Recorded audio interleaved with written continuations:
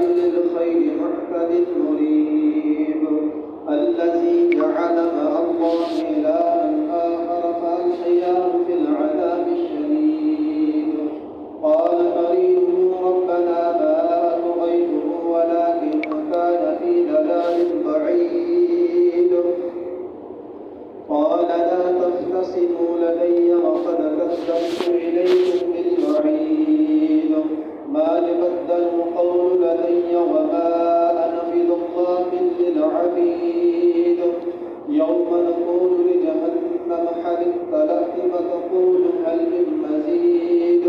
وأزلفت الجنة للمتقين غير بعيد هذا ما توعدون لكل أواب حفيظ من خشي الرحمن بالغيب وجاء بقلب منيب ادخلوها بسلام ذلك يوم الخلود لهم ما يشاءون فيها ولدينا مزيد وكم أهلكنا قبلهم من قرن هم أشد منهم بطشا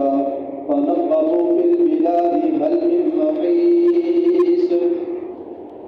إن في ذلك لذكرى لمن كان له قلب أو ألقى السمع وهو شهيد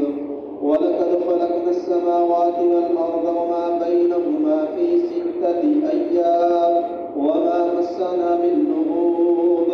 فاصبر على ما يقولون وسبح بحمد ربك قبل طلوع الشمس وقبل الغروب ومن الليل فسبح وأدبار السجود واستمع يوم ينادي المناد من مكان قريب يوم يسمعون الصيحة بالحق ذلك يوم الخلود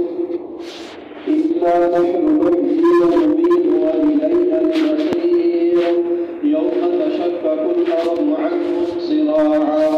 ذلك حشر علينا يسير نحن أعلم بما يقولون وما أنت عليهم بجبار فذكر بالقرآن من يخاف وعيد. اللہ رب العالمین کا قرآن مجید میں ارشاد ہے یا ایھا الذین آمنوا اذا نودی للصلاة من یوم الجمعة فاسعوا إلى ذکر اللہ وذروا البیع ذلکم خیر لکم إن کنتم تعلمون. اللہ رب العالمین نے اہل ایمان کو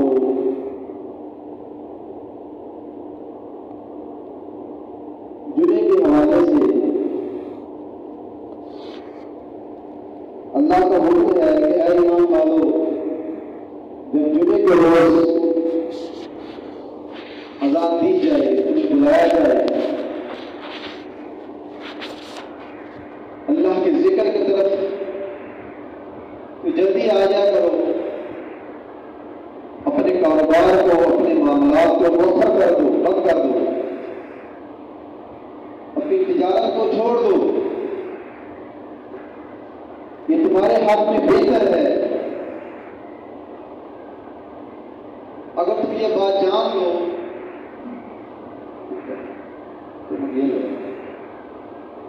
اگر تم یہ جان لو کہ جمعے کا جو دن ہے کتنا قیمتی اور کتنا فضیلت والا ہے تو یقینی طور پر ہم سب کوشش کریں گے کہ ہم سب سے پہلے آئیں کیونکہ صحیح بخاری اور صحیح مسلم میں ہے اللہ کے نبی صلی اللہ علیہ وسلم نے ارشاد فرمایا کہ ہم سب سے آخر میں آنے والے ہیں امت کے اعتبار سے یعنی ہم تمام امتوں کے بعد میں ہم آئے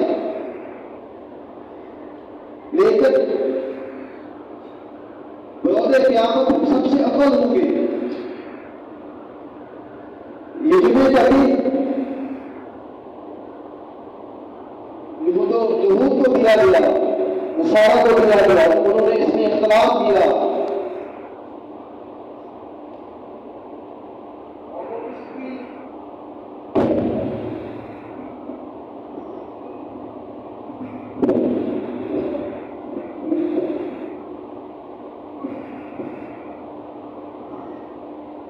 اس کی فضیلت سے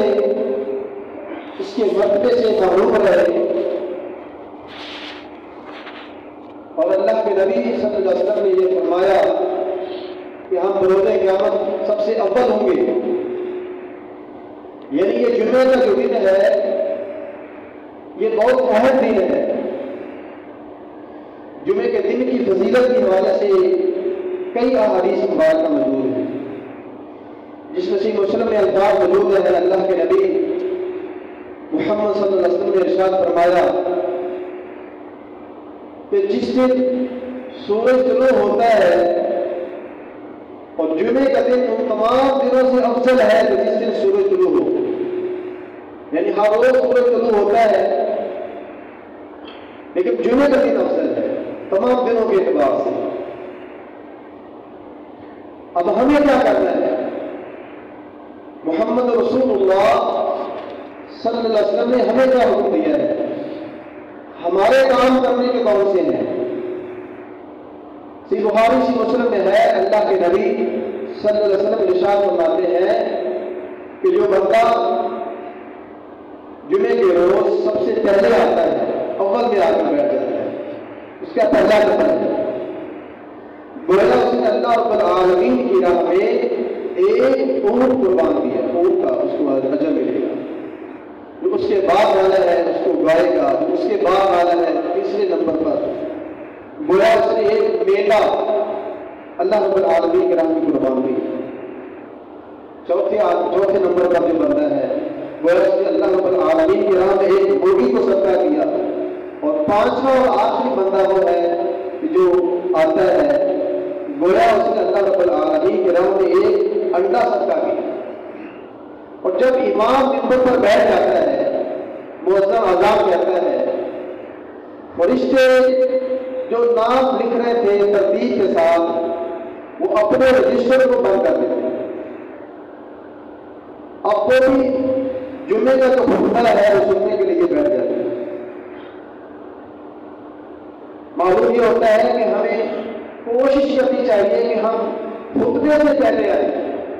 اذان سے پہلے پہنچے، بلکہ اللہ کے نبی صلی اللہ علیہ وسلم نے ارشاد فرمایا مسلم امام احمد میں، ابو داؤد میں، ترمذی میں اور دیگر احادیث کی کتب میں یہ روایت موجود ہے۔ اللہ کے نبی صلی اللہ علیہ وسلم نے ارشاد فرمایا کہ جو بندہ صبح بہترین غسل کر کے سر کو دھوتا ہے اور بہترین غسل کر کے وہ صبح سویرے وہ نکلتا ہے، صبح سویرے، اور وہ پھر پیدل چلتا ہوا آتا ہے، سواری پر نہیں بیٹھتا، پیدل چل کر آ رہا ہے، اور پھر وہ امام کے قریب آ کر بیٹھ جاتا ہے، امام کے قریب آ کر بیٹھتا ہے، اور پھر وہ کوئی لغو حرکت نہیں کرتا، کوئی ایسی بات نہیں کہتا، کسی کو چپ نہیں کراتا، وہ اپنے ہاتھ سے کسی کو تنگ نہیں کرتا، کسی دو بندوں کے درمیان تفریق نہیں کرتا، کسی کی گردن نہیں پلانگتا، وہ امام کے قریب آ کر بیٹھ جاتا ہے، اور پھر جو خطبہ ہوتا ہے وہ اس کو غور سے سنتا ہے۔ تو اللہ کے نبی صلی اللہ علیہ وسلم نے ارشاد فرمایا اس کی ہر ایک قدم پر اس کو 1 سال قیام اور 1 سال روزے رکھنے کو اس کو اجر مل جاتا ہے۔ جو بندہ یہ کام کرتا ہے بہترین غسل کر کے صبح سویرے نکلتا ہے، پیدل آتا ہے اور پھر امام کے قریب آ کر بیٹھ جاتا ہے، پھر تو لمحہ حرکت نہیں کرتا، تو محمد رسول اللہ صلی اللہ علیہ وسلم نے اس کو بڑی اشارت دی ہے کہ اس کے ہر ایک قدم پر اللہ رب العالمین کی طرف سے یہ انعام ہے کہ اس کو 1 سال قیام، یعنی 1 سال گویا رات کو نماز پڑھتا رہا ہو، گویا وہ 1 سال وہ روزے رکھتا رہا ہو، اس کی ہر ایک قدم پر۔ کتنا بڑا یہ اجر ہے، کتنا بڑا یہ ہمارے لیے مرتبے اور مقام کی بات ہے، لیکن ہم سست اور قائل ہو جاتے ہیں اور ہم ان فضیلتوں کو چھوڑ دیتے ہیں، ہم آخری وقت میں آنے کی کوشش کرتے ہیں، اور اگر بعض لوگ آ بھی جاتے ہیں تو وہ امام کے قریب نہیں بیٹھتے، دور دور بیٹھتے ہیں۔ صحیح بخاری سے مسلم میں ہے، اللہ کے نبی صلی اللہ علیہ وسلم ارشاد فرماتے ہیں کہ جو بندہ امام کے قریب نہیں بیٹھتا، دور دور بیٹھتا ہے، وہ دور ہی رہے گا، اگرچہ وہ جنت میں چلا ہی جائے گا لیکن تاخیر کے ساتھ لیٹ چلا جائے گا جنت کے اندر۔ تو مسجد میں جب آ جاتا ہے آدمی، صحیح بخاری سے مسلم میں ہے کہ جو بندہ بہترین غسل کر کے آتا ہے اور پھر وہ مسجد میں آ جاتا ہے، کسی لغو حرکت کو وہ لغو حرکت نہیں کرتا ہو،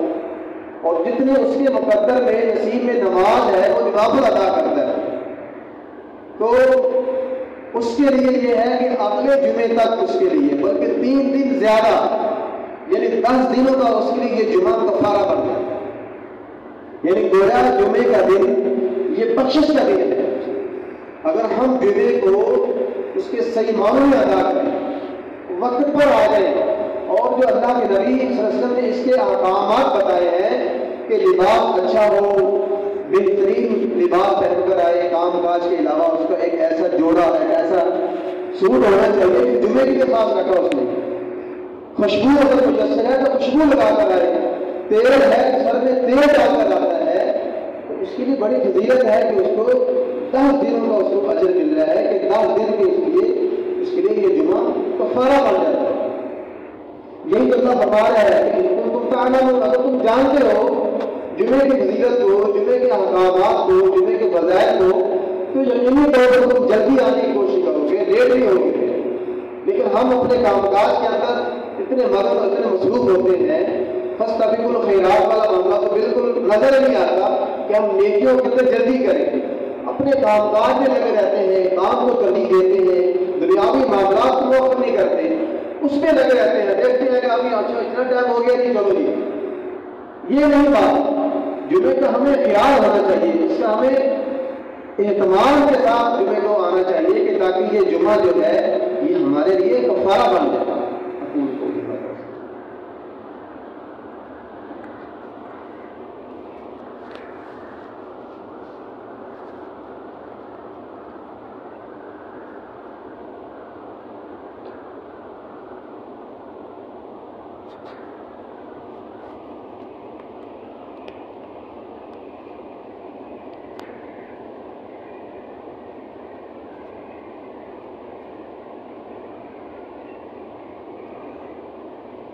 الحمد لله إن الحمد لله نحمده ونستعينه ونستغفره ونؤمن بالله ونتوكل عليه ونعوذ بالله من شرور أنفسنا ومن سيئات أعمالنا من يهده الله فلا مضل له ومن يضلل فلا هادي له وأشهد أن لا إله إلا الله وحده لا شريك له وأن محمدا عبده ورسوله اللهم صل على محمد وعلى آل محمد كما صليت على إبراهيم وعلى آل إبراهيم إنك حميد مجيد اللهم بارك على محمد وعلى آل محمد كما باركت على إبراهيم وعلى آل إبراهيم إنك حميد مجيد أما بعد فإن خير الحديث كتاب الله وخير الهدي هدي محمد وشر الأمور محدثاتها وكل محدثة بدعة وكل بدعة ضلالة وكل ضلالة في النار۔ صحیح مسلم میں ہے اللہ کے پیارے نبی حضرت محمد صلی اللہ علیہ وسلم نے ارشاد فرمایا الصلوات الخمس والجمعة إلى الجمعة ورمضان إلى رمضان مكفرات ما بينهن إذا اجتنبت الكبائر۔ 5 نمازیں اور ایک جمعے سے لے کر اگلے جمعے تک، ایک رمضان سے لے کر اگلے رمضان تک، اس کے جو مابین وقت ہے، اس کے مابین جو عرصہ ہے وہ کفارہ ہے جب تک انسان بڑے گناہوں سے بچتا ہے، یعنی بڑے گناہ بغیر معافی کے، بغیر توبہ استغفار کے وہ معاف نہیں ہوتے، اور وہ گناہ جو ہم سے سرزد ہو جاتے ہیں نہ چاہتے ہوئے وہ گناہ معاف ہو جاتے ہیں۔ آپ اندازہ کریں پورا سال اس کے اندر اکاؤنٹ ہو گیا، ہفتہ نہیں رہا، دن نہیں رہے، مہینے اور سال نہیں رہے، یعنی اگر ہم اس جمعے کو جمعہ ادا کر رہے ہیں اور اگلے جمعے تک پھر جمعہ ادا کریں گے، پھر اگلا جمعہ آ جائے گا، ہم نے ایک نماز پڑھی ہے، ظہر فجر پڑھی ہے، ظہر پڑھی ہے، اس کے مابین جو وقت تھا وہ کفارہ بن گیا۔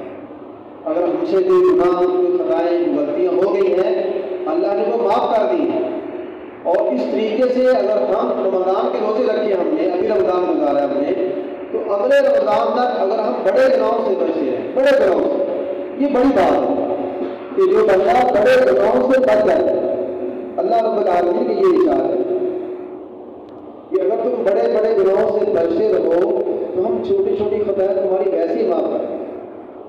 ویسے ہی معاف کر دیں۔ بڑے گناہ بغیر معافی کے نہیں، اور بڑے گناہوں کے اندر آپ جانتے ہیں اللہ کے نبی صلی اللہ علیہ وسلم نے سب سے پہلے جو بتایا تھا وہ شرک ہے، ماں باپ کی نافرمانی، جھوٹ بولنا ہے، ناحق کسی کو قتل کرنا ہے، سود کھانا ہے، جادو کرنا ہے، کسی مومنہ اور غافلہ خاتون پر تہمت لگانا ہے، یتیم کا مال کھانا ہے، کئی روایتیں ہیں مختلف، اس کے اندر الفاظ موجود ہیں۔ جنگ کے دن بھاگ جانا، پیٹ پھیر کر بھاگ جانا، یہ بھی بڑا گناہ ہے، اور یہ بھی بڑا گناہ ہے کہ اپنے والدین کو گالی دینے کا سبب بن جانا، لعنت دینے کا سبب بن جانا، یہ بھی بڑا گناہ ہے۔ صحابہ نے پوچھا تھا اللہ کے نبی صلی اللہ علیہ وسلم سے کہ کون ہے جو بندہ اپنے والدین کو گالی دے گا؟ آپ نے فرمایا تھا کہ اگر تم کسی کے والد کو، کسی کی والدہ کو گالی دو گے، لعنت بھیجو گے، تو وہ جواباً تمہاری والدہ کو، تمہارے والد کو گالی دے گا۔ ہمارے معاشرے کے اندر یہ عجیب معاملہ ہے، گالی کو مطلب گناہ سمجھا ہی نہیں جاتا، عام سی بات۔ تو اللہ کے نبی صلی اللہ علیہ وسلم نے ہمیں یہ بتا دیا کہ جمعے سے لے کر اگلے جمعے تک اس کا مابین جو وقت ہے یہ کفارہ ہے۔ ہمیں جو امید لے کر آنی چاہیے، ہم جو جمعہ پڑھنے آئے ہیں یہ اگلے جمعے تک ہم جو گناہ ہونے ہوں گے ہوئے نہیں ہیں، ہوں گے، اللہ وہ معاف کر رہا ہے۔ ایڈوانس میں اللہ نے ہمیں یہ موقع دیا، ایڈوانس کے اندر۔ جمعے کے دن کے بارے میں اللہ کے نبی صلی اللہ علیہ وسلم ترمذی کی ابو داؤد میں صحیح حدیث ہے کہ جمعے کے دن 3 قسم کے لوگ حاضر ہوتے ہیں۔ 3 قسم کے لوگوں میں سے ہماری قسم کون سی ہے؟ ہم کن 3 لوگوں میں سے شامل ہیں؟ پہلا نمبر ہے، دوسرا ہے، تیسرا ہے۔ پہلا بندہ وہ ہے جمعے کے دن جو آتا ہے، اس نے کوئی لغو حرکت کرنی تھی، وہ اس نے ایسا فعل کرنا تھا کہ اس نے وہ کام کرنا تھا وہ کر دیا، اس کے وہ نصیب میں تھا، وہ اس کے حصے میں تھا، بس۔ ایک بندہ اس لیے آتا ہے کہ جمعے کا دن ہے، دعاؤں کی قبولیت کے حوالے سے کئی حدیث موجود ہیں جس کے بارے میں اللہ کے نبی صلی اللہ علیہ وسلم نے فرمایا تھا، صحیح مسلم میں ہے کہ جمعے کے دن جب امام منبر پر بیٹھ جاتا ہے اور جب تک نماز ختم نہیں ہوتی، یہ صحیح مسلم میں ہے، ابو داؤد میں، ترمذی میں، ابن ماجہ میں اور دیگر حدیث کی کتابوں کے اندر یہ بھی روایت موجود ہے کہ وہ اصل کی نماز کے بعد ہے۔ اس کے اندر بعض لوگوں نے اختلاف کیا ہے کہ صحیح مسلم میں جو الفاظ موجود ہے کہ وہ بندہ نماز کی حالت میں اللہ سے کچھ بھی مانگتا ہے تو اللہ اس کو عطا کرتا ہے۔ تو بعض لوگوں نے کہا، محدثین میں سے بعض لوگوں نے کہا کہ اصل کی نماز کے بعد تو نماز ہی نہیں ہے، تو لہٰذا یہ نماز بھی کیسے مانگے گا، وہ نماز کیسے پڑھے گا؟ تو اس کے اندر ان کی یہ رائے تھی، ان کا فہم تھا، فتح الباری کے اندر امام ابن حجر رحمۃ اللہ علیہ لے کر آئے ہیں۔ وہ کہتے ہیں کہ نماز کی حالت سے مراد یہ ہے کہ نماز کا انتظار کرنا نماز کی حالت ہے، یعنی بندہ نماز کے لیے بیٹھا ہے، مگر اثر پڑھی اس نے اور وہ نماز کا انتظار کر رہا ہے کہ میں اثر پڑھ کر جاؤں گا، تو گویا وہ نماز کی حالت میں ہے۔ تو اس لیے اللہ کے نبی صلی اللہ علیہ وسلم کہ وہ وقت بہت تھوڑا ہے، تھوڑا سا وقت، اس کا اشارے سے آپ نے بتایا، آپ نے ہاتھ سے اشارے سے بتایا کہ وقت بہت تھوڑا ہے، تو دعا کی قبولیت کے دن بھی ہے۔ تو ایک بندہ اس نظریے سے آتا ہے کہ میں دعا مانگوں گا تو اللہ نے دعا قبول کرے گا، تو اللہ کے نبی صلی اللہ علیہ وسلم کہ اللہ تعالیٰ چاہے تو اس کی دعا قبول کر لے اور چاہے تو اللہ اس کی دعا کو قبول نہ کرے، یہ اللہ کے اختیار میں ہے۔ اور ایک بندہ ان میں سے وہ ہے جو آتا ہے کہ لہو حرکت نہیں کرتا، جو اس کے حصے میں، جو اس کے مقدر میں نماز ہے وہ نماز پڑھتا ہے، امام کے قریب آ کر بیٹھ جاتا ہے، خطبہ توجہ سے سنتا ہے کہ کیا حکم ہو رہا ہے اللہ کی طرف سے، اس کے نبی کی طرف سے، تو اس کو توجہ سے سنتا ہے، تو اس کے لیے یہ جمعہ بلکہ 3 دن زیادہ اس کے لیے یہ جمعہ کفارہ ہے، 10 دن کے لیے کفارہ ہو جائے لہٰذا ہمیں یہ اہتمام کرنا ہے کہ ہم جمعے کے دن 3 قسم کے لوگوں میں سے ہماری قسم کون سی ہے، دعائیں مانگیں لیکن لغو حرکت نہ کریں۔ اب دیکھیں ابو داؤد میں صحیح حدیث ہے، اللہ کے نبی صلی اللہ علیہ وسلم نے کچھ ایسے کام بتائے کہ جمعے کے دن ہم نے کرنے نہیں، ان میں سے ایک کام یہ بھی ہے، اللہ کے نبی صلی اللہ علیہ وسلم نے یہ فرمایا کہ جو بندہ جمعے کے خطبے کے دوران بیٹھے اس کو یہ منع کیا کہ وہ دونوں بال کا نہ بیٹھے، یعنی دونوں ٹانگوں کو اوپر کھڑا کر کے بیٹھ جائے اور ان کو کسی کپڑے سے یا پھر بازو سے اس کو پکڑ کر بیٹھ جائے، یعنی دونوں آپ کے گھٹنے آپ کے سینے سے لگ رہے ہیں اور آپ نے دونوں کو پکڑا ہوا ہو، اس سے منع کیا اللہ کے نبی صلی اللہ علیہ وسلم۔ تو جمعے کے دن کے حوالے سے یہ بھی بتایا اللہ کے نبی صلی اللہ علیہ وسلم نے کہ جمعے کے دن آتا ہے، ابو داؤد میں ہے، جمعے کے دن آتا ہے پھر وہ لغو حرکت کرتا ہے، آتا ہے ویسے تو منع کیا اللہ کے نبی صلی اللہ علیہ وسلم نے جمعے کے دن لغو حرکت کرنے سے، کسی پتلی کو چھیڑنے سے، کسی کو خاموش کرنے سے منع کیا،